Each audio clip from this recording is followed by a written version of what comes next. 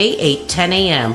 or on YouTube, channel DZRJ 8:10 a.m. Radio Bandido.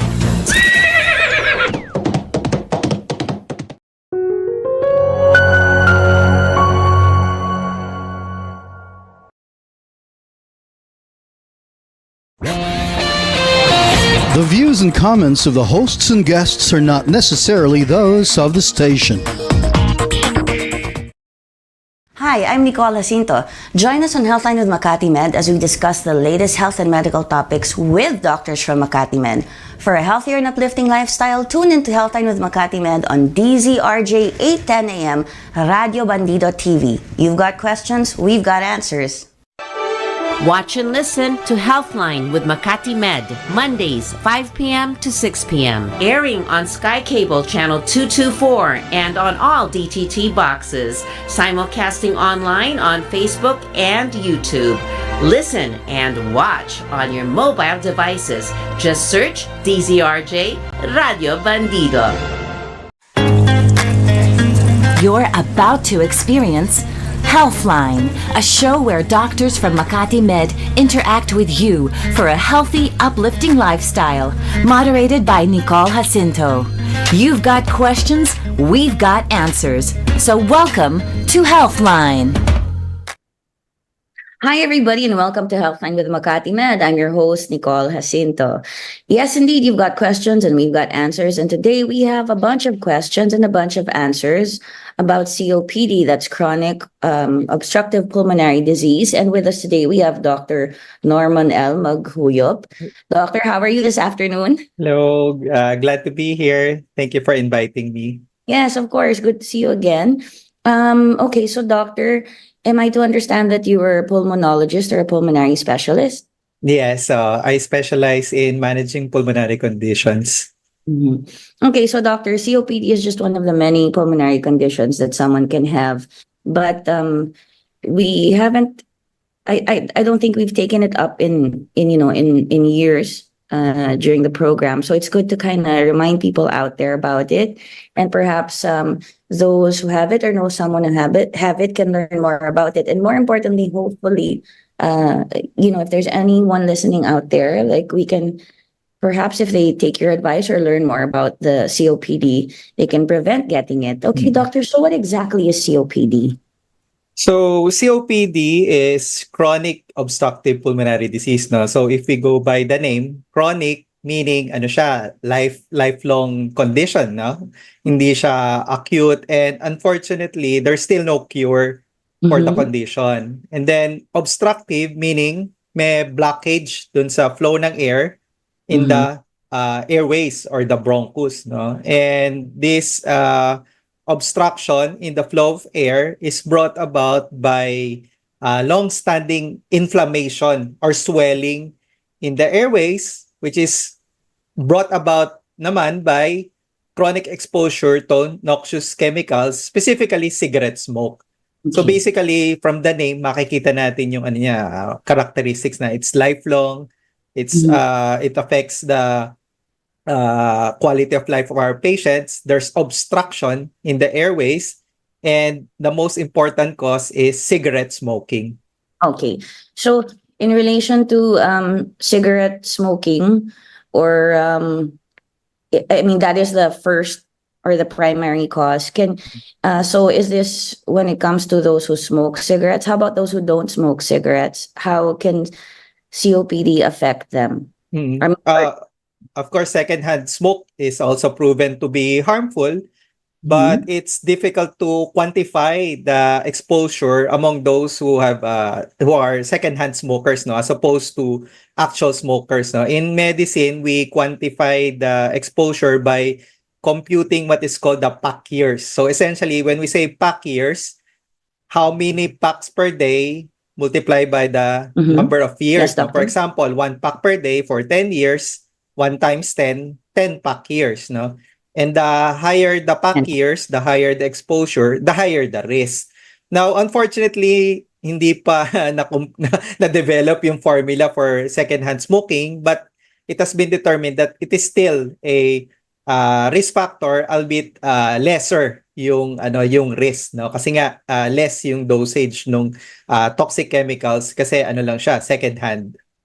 Okay, doctor. So if the dosage of the chemicals is less, does that mean that cigarette smoking uh, affects those smokers in two ways, like from what they inhale, I mean by, and also what they smell while Yes, it's lit. may Okay. effect din but lesser than kung direct smoking. Mhm. Okay.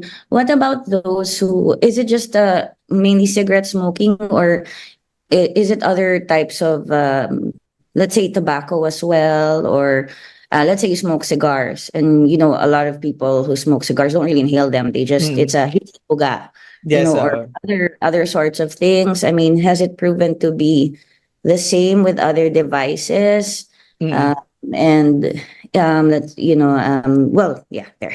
So the toxin has to get into the lungs, no? So kung for example, cigar, it only stays in the mouth kasi ano siya, masyadong irritating, no? Actually, there's no way of inhaling that magre-react yung It patient. will show up. So to be fair, the risk for COPD is lower, but the risk for oral cancer is greater, no? So it's not entirely harmless, it's still harmful, no? Now, an interesting finding recently is that COPD can occur even among non-smokers, no? And there's a cohort or a group of patients, and this was discovered actually in the Philippines, no? They are housewives, no? Never smoke, but Mhm. they still develop COPD. And what was discovered was that they were exposed to fumes from household implements, specifically cooking Yeah. using wood or firewood, no? So any toxin that causes irritation or inflammation in the airways can eventually lead to COPD. But by and large, more often than not, the main culprit is still cigarette smoking. Yes, doctor. I'm glad um, you mentioned the fact that there have been some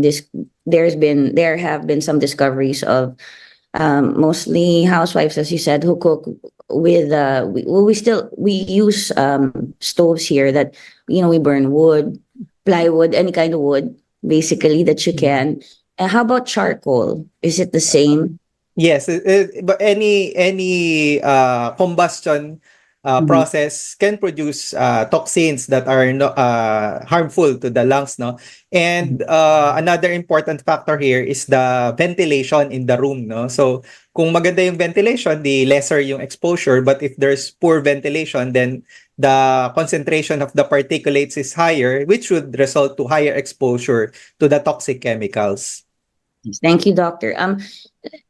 How about when it comes to, like, let's say the gas or the LPG gas or other things like that? Does that also affect you in the sense that it can give you COPD Mm.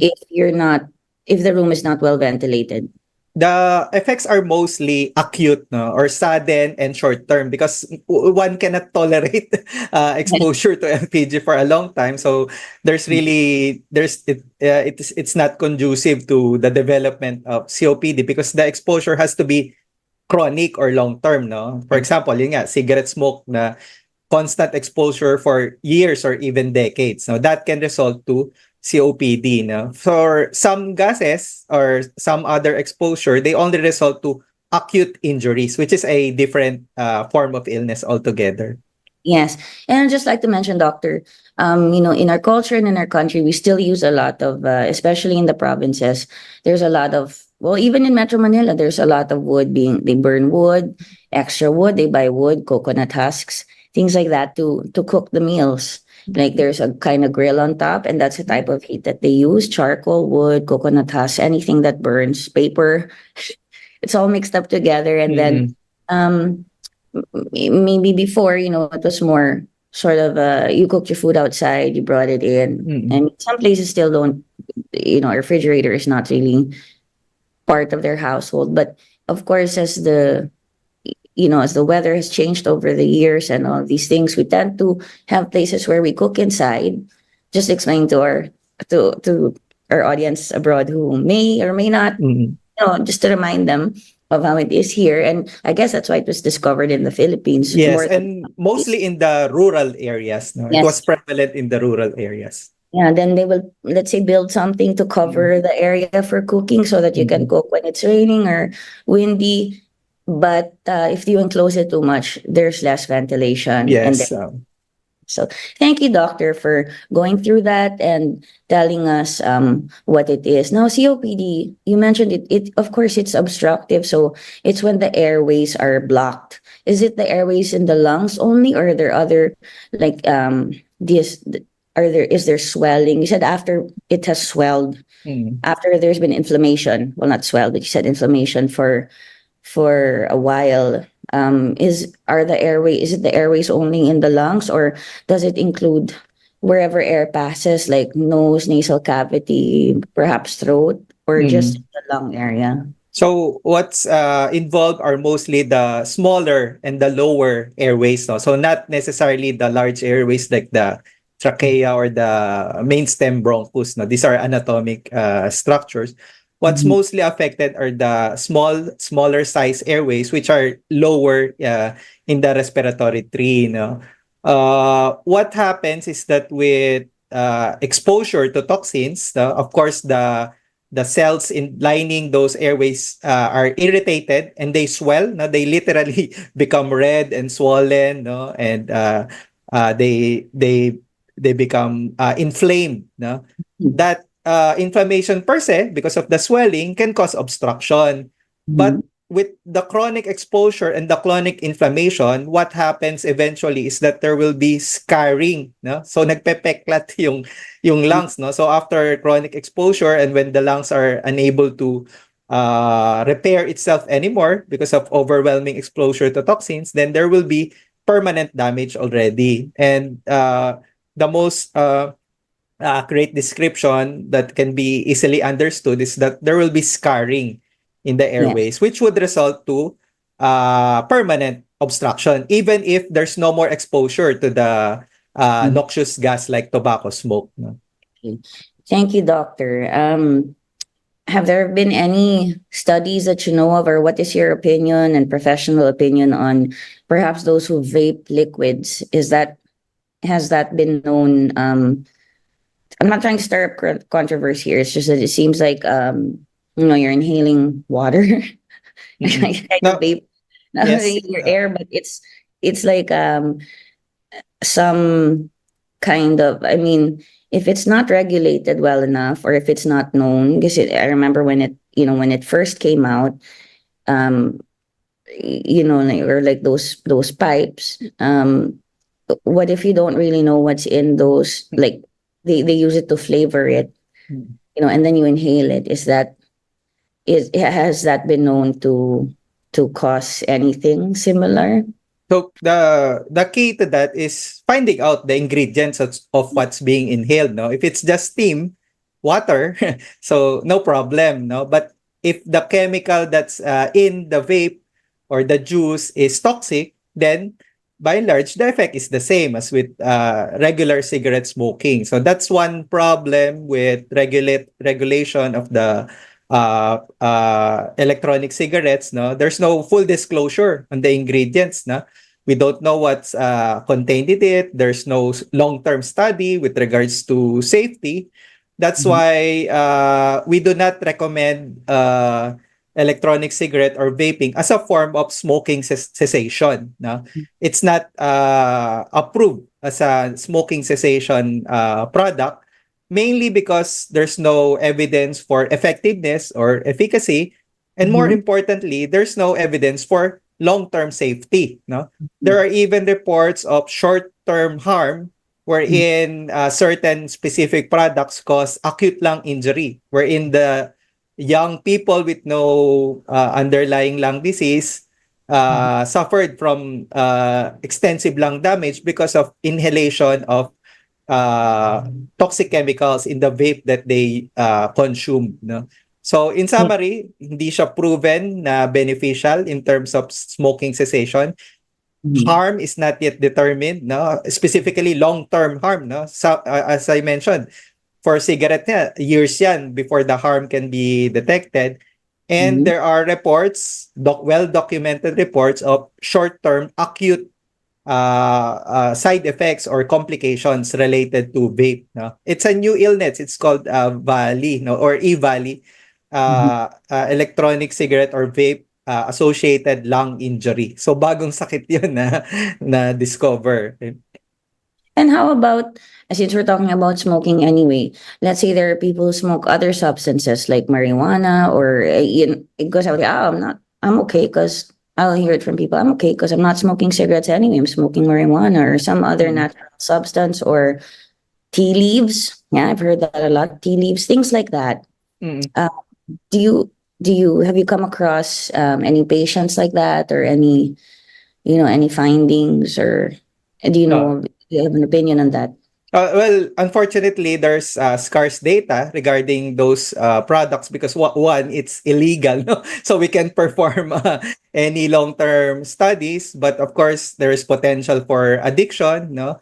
There is potential for they could affect psychomotor function. For example, you smoke marijuana and then you drive, no? You're prone to accidents and there are harm. But by and large, my comment is that it's illegal and we don't recommend utilizing those substances. No?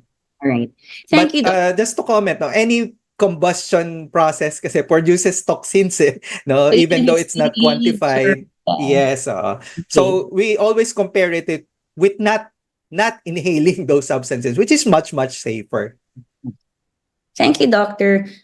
Thank you very much. Okay, so when someone has COPD, what are the symptoms that they usually feel? I mean, from the early onset symptoms to some, maybe there might be a spectrum, where it doesn't feel as bad and it starts feeling worse. And can you tell us, like, what length of time they might feel it? Like, does someone feel it and then immediately, they start feeling the more serious symptoms, or is it also a process where it's a number of years before they feel the worst symptoms, the onset of the worst symptoms? So the typical presentation is as exactly you described, no? So usually it starts off as a mild, the symptoms are mild, no, reflecting the milder affectation of the airways, no? But eventually it could progress, no? That's another characteristic of COPD. It's a progressive disease, particularly if the patient continues to be exposed to cigarette smoke or to other noxious stimuli, and if medication or treatment is not initiated early. That's why we want, again, thank you for this opportunity, because we want to inform the public of the early manifestations of COPD, hindi lang yung kung kailan malala na, dun lang magpapagamot, no? So, the important symptoms include chronic cough, that's number one, no? So, meaning, cough that lasts for more than 2 or even 3 weeks, no? So, 1 day, 2 days cough, di likely COPD yon. But if the cough becomes long-standing, i.e. 2 or 3 weeks, no, you need to consult a physician and be evaluated for COPD, no? The next symptom is progressive dyspnea, meaning dyspnea or shortness of breath that becomes worse through time, no? And a challenge in noticing these symptoms among patients is that many patients attribute these symptoms to the smoking behavior, no? Meaning it's even some patients even call it smoker's cough, no? Meaning yes, they a lot. Smoker's cough. Parang ina-accept lang nila na I smoke, therefore I will cough, no? Or sometimes they attribute it to part of aging, no? Which will result to ignoring the symptoms, no? So I want to highlight that these are red flags that whenever you have cough that is lasting more than 2 or 3 weeks and progressive shortness of breath, you need to consult, no? And then the next symptoms is increasing production of mucus or phlegm or sputum, no? If you notice that your sputum is becoming more copious or even blood streak, no, there's a change in character, you need to consult a physician. Now, most importantly, these symptoms has to be in the background of exposure to the toxin, no? For example, cigarette smoke, no? If there's no exposure, of course, there's still a problem. You will still be worked up, but for maybe other pulmonary conditions rather than COPD. So in summary, no, cough, dyspnea or shortness of breath in the background of exposure to toxins. That's when you suspect COPD, and we highly recommend that you consult a physician for early detection and treatment. Thank you, doctor. And of course, like you said, it's all for COPD. It's always in context of exposure to toxins, and let's say cigarette smoke. And I did ask you earlier about those who don't smoke, but okay, let's say let's say you're a waiter and you're working in a place, let's say in a club, not even here, somewhere else abroad, and and people are constantly smoking all sorts of products in that club, and you yourself don't smoke. Would that count as high exposure if you're inhaling all of the cigars? Again, it's difficult to quantify, but ang tenet kasi is we need to be sure, no? So it's up to the clinician to rule out the condition, no? I failed to mention another important clinical information that will increase the possibility of COPD is that usually COPD occurs at the older age group, no? More than 55 or even 16, no? COPD in a young person can happen, but this is usually because of some genetic abnormalities that predispose that person to increase susceptibility to the damage of the toxic chemicals, no? Usually genetic problems, no? Pero rare 'yon, no? By and large, most patients with COPD are in the older age group who have been chronically exposed to noxious or toxic substances. Doctor, okay, we'll get to diagnosing in a minute. Like how do you diagnose, and then of course treatment. But before that, can I ask you about the term emphysema, for example? What is emphysema, and how is that related to COPD? Emphysema is the old term for COPD. It describes the structure of the lungs at a microscopic level, no? So it's actually a pathologic term, no, which describes an abnormal dilatation of the air sacs or the alveolus, and this actually reflects what I said earlier, the permanent damage at the smaller airways and at the air sacs, no. Usually we don't use that term anymore. What we utilize is the accepted term of chronic obstructive pulmonary disease. Essentially, it's synonymous, but the better term is COPD because it describes the condition better rather than just the anatomic findings or the microscopic findings in the lungs of the patients. So that's the reason why COPD the term has been replaced. And yes. It's quite easier for someone to understand that chronic obstructive disease. Like, okay, the name itself describes what the patient is feeling. Whereas you said emphysema is what no idea. Okay. So doctor, I'll ask you some questions about first, when should someone see a doctor when it comes to the symptoms you described? You said some early symptoms might be, the coughing for 2 or 3 weeks. Yes, any cough more than 2 or 3 weeks, no? It could be due to tuberculosis, it could be due to other lung conditions. So whatever the cause is, it has to be diagnosed and managed, no? And then sputum or phlegma or spitting, and does there have to be a certain color to it, or it can be colorless? Not necessarily. The character of the sputum does not correlate to either the diagnosis or the severity, but increased sputum production portends possibility of worsening of the COPD. It's called an exacerbation, no? So it's a different problem that has to be addressed, no?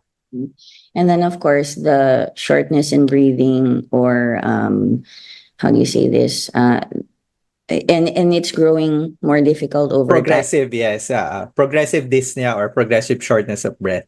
Now, if somebody, I know a lot of people, or I know them, I don't know if they still smoke, but they would smoke and then they would run. They're still able to do that at a younger age. smoke, run, play badminton, play tennis, swim, do all these things. Um, and then could it be something like, I mean, is it when you talk about having difficulty breathing, is it when you're standing? Maybe that's already a bit advanced, or when you bend down, or could it be like, slowly you're noticing you can't run as fast or you can't run as much? Because some people will also attribute that to age, like plain age, Yes, without without factoring in smoking or anything, any other habits. yes.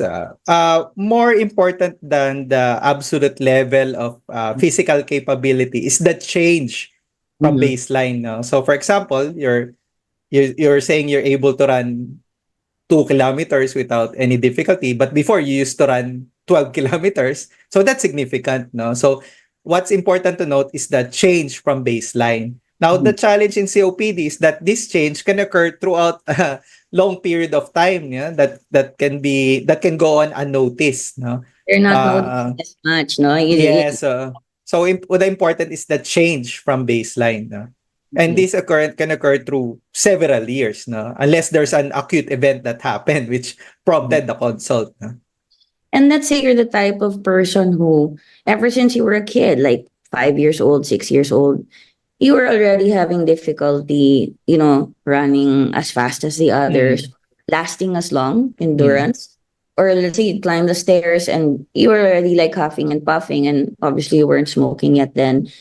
Do you also take into consideration like factors for individuals? Like you were like that already before. Yes, of course. That's why I mentioned that the baseline status is very important. Now, what happens in COPD? Because there's really a decline in pulmonary function that's related to normal aging, but with exposure to cigarettes, the decline is steep. No, there's a steep decline in the lung function, and this is what we want to prevent. No, ibig sabihin mahina na nga baseline tapos rapid pa Oo. yung decline, then it could progress to disability quickly. No, so we want to preserve as much as possible kung ano man yung lung function ng patient before siya magka COPD. So let's get to diagnosis, doctor. How is COPD diagnosed? How do you diagnose it in a patient that, first of all, is a patient usually referred to you? Do they come to you? Do they walk into your clinic knowing that you're a pulmonologist and let's say they're coughing or they have these problems? How Now, does it? again, I'd like to take this opportunity to introduce or reintroduce the test for COPD kasi this is one of our advocacy, the early Yes. detection. Unfortunately, hindi sikat yung test for COPD. No? What we recommend and what the guidelines recommend is the performance of what's called the pulmonary function testing or the spirometry. So essentially, it's a physical test wherein the patient is subjected to a laboratory test wherein airflow is measured. No? So essentially, the patient blows out of may gadget no? Or may device which could measure the flow and the volume of air that the patient can exhale. No, it's a very technical maneuver. Siguro kaya hindi siya sikat and hindi siya widespread, hindi siya widely available. But it is the best test to confirm the diagnosis of COPD. So, spirometry. No? So, yung pasyente, papa-inhale ng technician, tapos magbo-blow siya ng malakas na malakas. The machine is able to measure kung ilan yung air na na-exhale niya and how fast the patient was able to exhale yung air na yon. Kung may obstruction, note ng machine na mabagal yung paglabas ng air sa lungs, no? Kasi kung walang obstruction, dapat pag nag-inhale ka tapos nag-blow out ka, in less than a few seconds, dapat lahat ng air nalabas mo na eh. Pero kung may bara, mabagal mong mailalabas lahat ng air na yon, no? So and this could be detected by the machine and quantified. And merong specific criteria to say na there is indeed an obstruction in the airways, and it can even tell us how severe the obstruction is, no? 50% obstructed ba? 90% obstructed? So, na-measure siya. It's an objective measure. This is available in the in tertiary hospitals, particularly if there's a pulmonary laboratory, but also in some freestanding laboratory.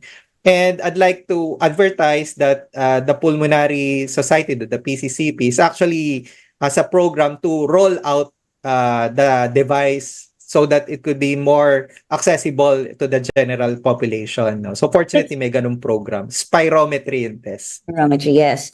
I actually prescribe that to all my I mean, what I mean to say is I don't prescribe it because I'm not a doctor. But when people ask me for advice, like what should I get tested? Because I'm gonna have, like a lot of people say, oh, my work is paying for it anyway, so I need to get a a checkup, a yearly checkup. Or if they say I'm gonna get a yearly checkup, and that's good to get your baseline. Yes. Includes spirometry, and they have it in Makati Med, right? Yes, it's available, no? And it's very important also to consider the quality of the test, no? Because it's a sensitive test, no? So it has to be quality assured, no? Fortunately, in our hospital, we have a quality assured spirometry and pulmonary function testing equipment. Okay, since okay, to you guys out there who are like me, like we're not medical professionals, it's this test where I've seen it conducted on a couple of people because pasama, di ba? Pasama ako, tapos kung may interview, some people get nervous, but you really just blow into a device. And there is a technician there who tells you blow harder, and like I don't know how it is now, but that was a few years ago. But sometimes there will be like balls going up, or I mean, like when you blow, there are some balls that are moving around. I don't know if that's just for, or if that was how they measured it before, or maybe now it's really, measured in the device, like really, really quantified by new devices. I don't know if those have come out, but when you see it happening, it as a patient and as someone who accompanies the patient, it's you kind of get an idea, oh, okay, and then blow harder, and then they will say, take a deep breath, so huminga ng malalim. Then, of course, doctor, I want to remind the patients like me, not of COPD, but just patients in general out there na if you didn't get to take a breath that's deep enough, you can tell the technician, wait, di ba? And then sometimes I'll be like, parang you want to cheat because the first one wasn't that strong. But then they'll take that into account, right? Like if the second may quality testing kasi no? Kailangan you're able to measure the best capability of the patient. And actually the machine can detect if you did not give your best, no? And you repeat the test over and over until you're able to fulfill the quality criteria for the testing. That's why be patient also when they say, can you do it again? Because you don't want a wrong diagnosis. And as you said, you can detect, that you weren't Hindi ready. lang nag-effort. Kasi it's an effort-related test. Dapat talagang nag-effort yung patient to give the best values possible. How long has the machine been able to detect the effort as well that the patient has given and all of that? Actually, since inception naman meron na. Kaya lang hindi lang talaga siya sikat na test, no? It's not a top of mind testing. Usually, syempre, naisip natin mga X-ray, no? Or some other test ba? Pero for pulmonary function, ever since siya naman yung standard testing talaga for pulmonary function. Okay. I'm just wondering because I am wondering, have you had any cases or maybe there's some good news for some people, like somebody had been diagnosed with emphysema or COPD, so they come to you and they're a new patient of yours, and you realize hindi pala, it might be something else, but it's not that bad. Because were there any cases of misdiagnosis or misdiagnosis? Actually, sasabihin ko sana yun earlier, pero gusto kong i-highlight kasi yung importance ng spirometry, no? A big part of the evaluation of patient with the aforementioned symptom involves ruling out other possible causes, no? And this includes not just pulmonary conditions, but for example, also cardiac or heart conditions, no? Because the symptomatology can be very similar, and sometimes the diagnosis can be challenging, no? So it's up to the clinician to evaluate. Is there enough evidence to diagnose, or do we need further tests? If we need further testing, which tests will confirm the diagnosis, which tests are not necessary at the moment, no? So kasama 'yon sa magiging management, no, to recommend further testing if needed, no? The evaluation of COPD is not just focused on the lungs, no. What we advocate is a holistic approach, and sometimes this extends not just physical problems, no. Remember, this is a chronic illness. Minsan yung pasyente ay depressed or anxious, no. We also need to manage yung behavioral and psychological effects of the illness. Thank you, doctor. So you're a very thorough doctor. And as you said, clinician, so if it's when a person comes, part of the diagnosis is you interview them. Yes, of course. First step actually. You're like a detective, you know, and precisely, actually. Yeah. Then you find out, okay, so you can do stuff to test your heart. Oh, you have a heart condition pala. Because if you get tired easily, okay, that might be it. Or maybe you have chronic fatigue syndrome. Yes, or maybe you're tired. Maybe the patient came to you at a time when they hadn't slept pala for a month, or they had insomnia. Right? Incidentally, we don't do the spirometry if there's something going on outside of the lungs also, no? For example, the patient has pneumonia, no? We don't do that test agad-agad, no? We want to do it at the best possible state of the lungs so that they can give their best performance, no? Like when you're in your best shape, diba? Yes, that's the concept. Ka na lang, tapos let's say you had some other acute illness or kahit flu lang, diba, doctor? Yes, the flu or anything else, or like someone comes in and then they just had COVID, you're not going to be like, oh, here, do the spirometry. Yes, it will result to what we call false positive results, no? Or it will overestimate the illness, no? So we want to give the patient the opportunity to give their best performance in terms of lung function when we do the spirometry. And as you mentioned, doctor, you treat it holistically. So do you work with other doctors also and get the records from other doctors? And maybe like you did mention like depression. So do you refer them to, let's say, a psychiatrist or a psychologist, or maybe they have one already, and when they come to you, you look at their medicines, okay, this one can make you a bit drowsy. So maybe you're not like, you're not in your, like what time are you not drowsy? Like, from your medication or whatever it is, any other medication, diba? Yes. So we advocate a multidisciplinary approach in the management of COPD, meaning we recognize the value, the importance of the other specialists, no? Including but not limited to, for example, cardiologists, no? Physical rehabilitation, no? Rehab medicine, and our physical therapies or respiratory therapies, no? As mentioned, psychiatrists, no? Sometimes there's problem with infections, no? So we need to screen. If we are the first one to saw the patient, we need to screen for other conditions, and if we need to refer to other specialties, we refer as soon as possible. Thank you, doctor. That makes it clearer. And also, like, what if of course we're discussing this, like we have no, both you and I and many people do not have any more, do not think of depression with a stigma anymore, but some people still do. So if you go to a doctor like you, don't keep it. Yes. And then also, because sometimes when you're depressed, or do you ever, I don't know how you would ask this of someone, but you ever ask someone like, well, because okay, so my friends who have had eating disorders before, maybe they're weaker, but they're like so weak when they don't eat, or their blood sugars, I'm like, come on, eat something, I mean, and you tend sometimes to not feel like eating, when you're feeling down, and that's, or maybe it's the opposite. Maybe you stress eat, whatever it is. Do you interview your patients to that depth where you feel that it's connected also to their emotions, and that whatever it is, it's a total total wellness thing. Wellness, yes, a total sense of wellness before you put them through the spirometry test, which isn't scary, folks. Seen it done. I think I've done it. I forgot what my results are, but before that and before diagnosis.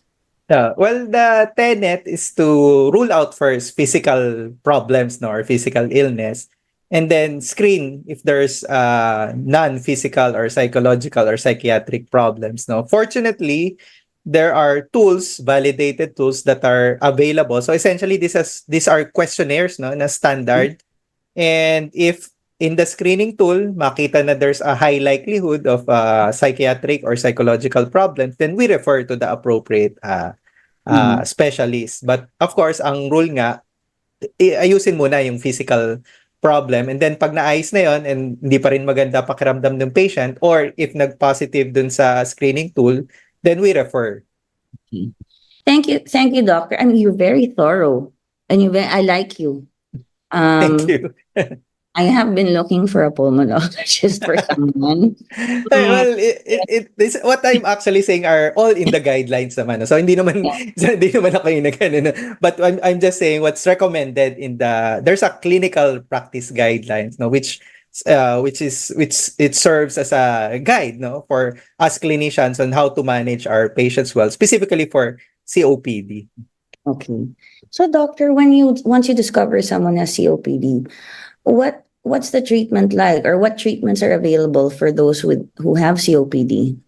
So the first step is to set the goals for treatment. No, now unfortunately, hindi pwedeng goal yung cure because there's no cure yet available. No, so what are the goals that we usually set is number one, to relieve the symptoms. No, we want the patient to be able to exercise, no, to function, to do the things that they want to do for household chores or hobbies, no, and then to improve their quality of life, no. So these goals are usually achieved by giving inhaled medications, no. The drug class is called bronchodilator. So these medications dilates or expands the previously constricted airways, no. So these are inhaled medications that go directly to the airways, no. The second goal is to prevent COPD attacks. These are called exacerbations, no. These are episodes wherein the symptoms worsen even to the point of the patient being hospitalized, no. And again, this is achieved by giving inhaled medications also, no. Now, fortunately, nowadays, no, there are treatments available that could also prevent mortality or death, no. So yun yung third goal, no, na to prevent mortality, no. So by and large, the cornerstone of management are inhaled medications, no. So that's the first cornerstone, no? The second cornerstone is helping the patient cope with this long-standing and permanent problem, and this involves pulmonary rehabilitation. That's why I said earlier, we work closely with physical rehabilitation medicine and our physical therapies and respiratory Can you talk a therapies. bit more about that? Why So, before I ask you about the broncho? Okay. essentially, we train the patient on how to cope with their weak, quote-unquote, weak lungs, no? And we do this by strengthening the respiratory muscles. That's the first goal, no? We also want to prevent deconditioning, no? Because patients who are short of breath, they tend to become sedentary, or they don't move around a lot. That's why their muscles atrophy, no? They become weaker and smaller. And this is a vicious cycle, no? They become weaker, they don't move more, and then eventually they become bedridden, no? So we want to prevent that vicious cycle, no? We want them to be active, we want them to be able to exercise. Essentially, siguro to put it plainly or simply, we exercise, we train, we strengthen the muscles of breathing. So those are what we train with pulmonary rehabilitation, no? And then we want to prevent complications. For example, complications in the heart, no? If the patient already needs oxygen therapy, we give oxygen therapy. And we want to prevent also infections because infections are the most important triggers or causes of exacerbations or worsening of the symptoms. That's why we advocate vaccinations, for example, from influenza and pneumococcal or pneumonia. So those are some of the steps that we take to manage this illness. No? Yun lang yung mga standard. But of course, case-to-case basis na kung may iba pang problems. No? And doctor, when it's a physical therapist, it's because like does walking more or moving around more or even just like moving your legs in bed, you know, there are certain exercises, it makes you breathe more. Yes, And 'cause there are dahil weak na yung lungs ng patient, actually the patient actually compensates, no. We just want to optimize the compensatory mechanisms for the difficulty of breathing. No, more I think I'm not a rehabilitation specialist, but from what I know, what the focus is on upper extremity exercises as well as breathing exercises. No, kasama po iyon. And it goes beyond physical rehabilitation kasi pati mga coping mechanisms, no, ano ang best way to do about your daily activities, no, what's the best way to eat, no, what's the best way to breathe, what's the best way to cough, no. So maraming behavioral aspect, no, kasi hindi na efficient yung respiratory system nila. We want to kumbaga extract yung best function kung ano man yung naiwan na respiratory function ng patient, no. So maraming behavioral aspect din yung treatment ng COPD beyond medical or pharmacologic treatment. And doctor, when you say you want to condition or train or help the muscles for breathing, what muscles are those? I mean, I don't know what I'll mention are muscles because the lungs are their organs, right? But the diaphragm or the main muscle is the diaphragm. Kaya lang kasi pag may obstruction, hirap yung diaphragm, no? So the diaphragm what's called the accessory muscles of respiration. So merong mga muscles na tutulong dun sa diaphragm at yun yung ini-strengthen at kino-condition, no? So meron accessory muscles of respiration. Doctor, you said that you also now is this a new thing or has it been around where you have also a medication or treatment to prevent, well that's true, not just prevent infections but prevent the person from, like, let's say they're brought to the hospital, they have an acute episode. Exacerbation, that's called exacerbation. Exacerbation, they're in the hospital, to prevent them from simply not being able to breathe. Can I ask you, because when you say that, is it the case that once you have COPD, you said it's not curable, but does it really progress or can you hold it at a certain point? I mean, is it you're doomed? Ganon, like you're just sort of waiting. There's a normal loss of lung function, and this is actually related to aging. What we want to arrest is the rapid decline, no? So mabalik lang sa normal trajectory. Masaya na kami na at least nabalik siya sa normal trajectory, extend yung life ng patient, give the best quality, no? Kasi eventually naman doon naman lahat papunta tayo, no?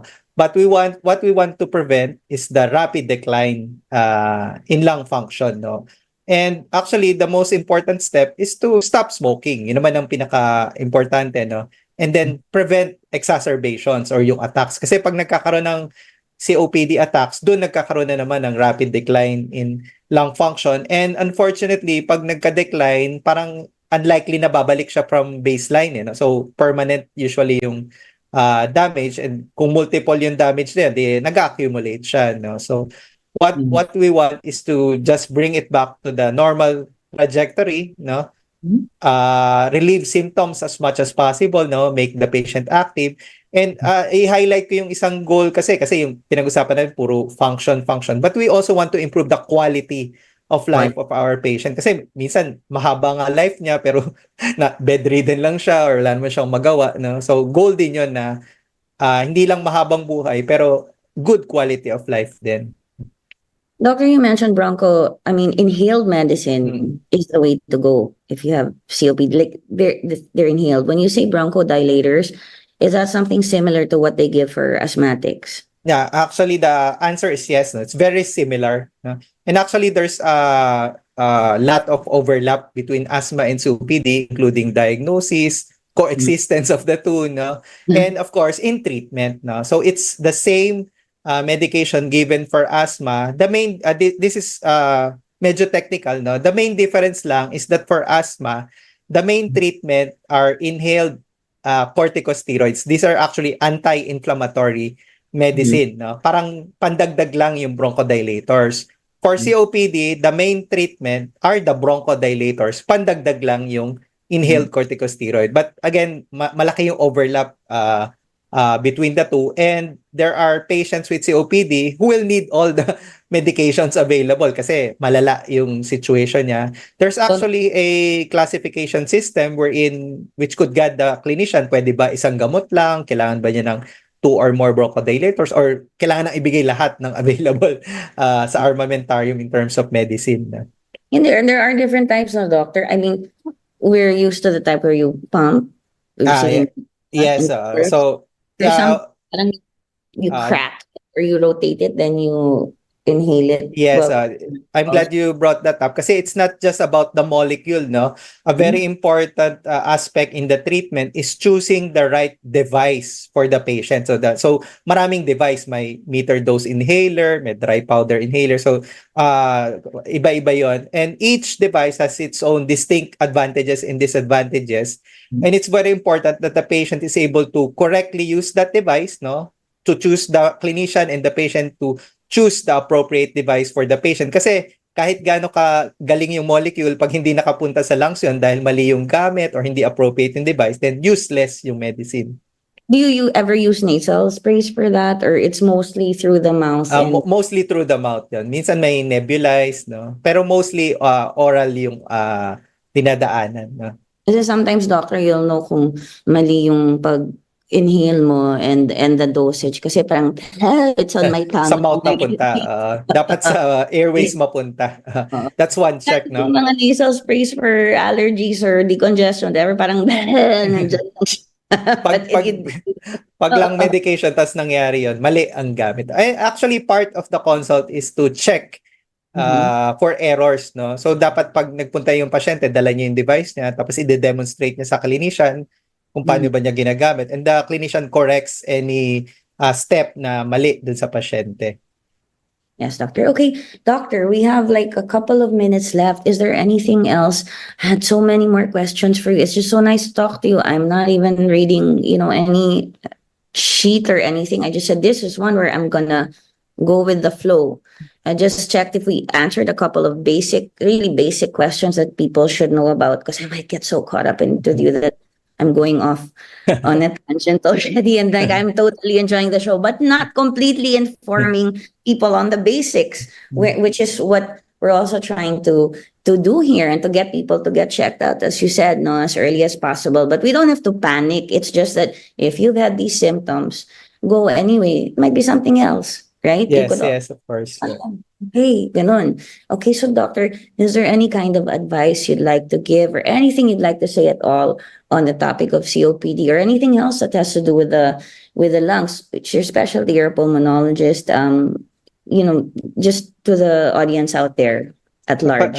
Ang pinaka-importante, of course, is prevention, no? And the best way to prevent COPD is to not smoke at all or quit smoking. So yun yung pinaka-importante sa lahat ng message kung meron bang take-home message. And then, kung nandun na, then early detection naman para ma-manage before it progresses or it becomes complicated, no? And I mentioned the symptoms and the standard test and the medication. So consult your friendly physician, primary care or specialist, it's up to you, no? And if you want to confirm the diagnosis of COPD, I highly recommend doing spirometry, and effective treatment is available. So kayang-kaya siyang i-manage naman. And lastly, of course, sa pulmonary medicine, gusto naming pasikatin ang COPD kasi naiiwan kami sa heart attack, sa stroke, di ba? Parang pag yun, alam na no? Or hypertension, diabetes. Pero nasa top 5 cause ng mortality ang COPD, no? So, pero hindi siya sikat na illness. No? That's why we are doing this advocacy campaign para sumikat ang COPD. Hopefully, Mag-guest ka uli, ma-prevent. doctor, para talk about it Sure, more. sure. Other topics as well. Pwede, pwede. This is our advocacy naman talaga. You did mention sa rural areas, pantagdag lang. Huwag nang singhutin yung yung Yes, ventilation is important. No? ventilation. Tapos pag masyadong demanding, kasi sabihin, kasi gusto ng asawa ko, di siya yung palutuin mo. Para share ang exposure. Ikaw muna, para Thank you, doctor. Yes, I just had to talk about some things in our culture that, and then you want to say hi to anyone before we we turn the show over to the next. Before we end the show for today, and then turn it over to the next anchor. I just like to thank for the opportunity to advocate for COPD and lung health. Glad to be here. Thank you. Thank you, doctor. I'm glad you're here too. It was so nice chatting with you today. And of course, if you have any questions about doctor and his advocacy, you can always find him through the Makati directory. And I will. Thank you. And then also, you did spirometry test, the clinical test, and yes. the doctor properly and telling the doctor the whole situation and your whole makeup, the holistic thing, and the spirometry test are like the most important things that can help diagnose if you have it or not. Someone can suspect you have it, but you won't. Has to be confirmed. Has to be confirmed. Sige, may COPD ka, tapos nagpanic na yung tao. Yung pala, asthma. Asthma can be serious, pero iba yung treatment. Yes. Thank you, doctor. Thank you very much for being on the program. Okay, and everybody, take care and breathe well. Take a deep breath. Okay, so thanks for watching Healthline with Makati Med. We were talking about COPD today with Dr. 𝗠𝗸𝗁, and this is Nicole Jacinto, your host for the show. Please stay tuned for Bernard Tan, kakampi. Ang kakampi ng bayan, basta kakampi mo si Bernard kung tama yung ginagawa mo. Okay, so thank you, people. Thank you, everybody. Thanks to the audience, and tune in again next week for another dose of Healthline with Makati Med. Bye now. Thank you for tuning in to Healthline with expert doctors from Makati Med, giving you the chance to interact, uplifting your lifestyle. Moderated by Nicole Jacinto. Tune in again next week for your weekly dose of Healthline. The views and comments of the hosts and guests are not necessarily those of the station.